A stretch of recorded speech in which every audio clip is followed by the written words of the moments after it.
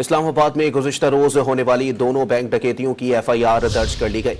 बढ़ते जराइम से शहरियों में तशवीश की लहर दौड़ गई, जिसके बाद इस्लामाबाद पुलिस ने सिक्योरिटी सख्त करते हुए मुख्तलिफ मकामात पर नाकाबंदी कर दी है। मजीद जानते हैं डॉन न्यूज़ के नुमाइंदे शकील करार से। शकील, बताइएगा इस वक्त मजीद क्या सिक्योरिटी इक़दाम सामने आ सकते हैं?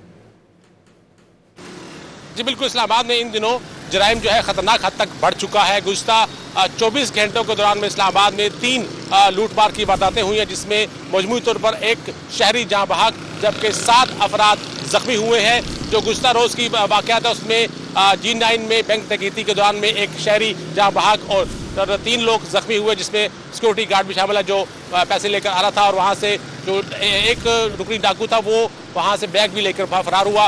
उसी लड़के ने, उसी डाकू ने जो राइडर के रूप में था, उसने G14 में भी वारदात की और बैंक लूटा और उस दौरान मज़ामत पर 2 सिक्योरिटी गार्ड्स को फायरिंग करके जख्मी किया और वहाँ से भी लाखों रुपए का बैग लेकर फरार हो गया।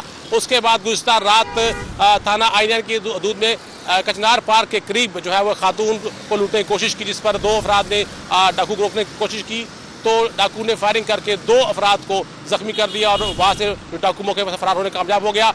IG इस्लामाबाद की हिदायत पर शहर में जगह जगह नाके तो लगा दिए गए हैं, लेकिन अभी तक मुल्ज़मान की गिरफ्तारी के हवाले से कोई चीज़ सामने नहीं आई है। मुकदमात भी दर्ज हो चुके हैं और CCTV फुटेज सामने आ चुकी है, लेकिन अभी तक मुल्ज़मान गिरफ्तार नहीं हो सके हैं। जी।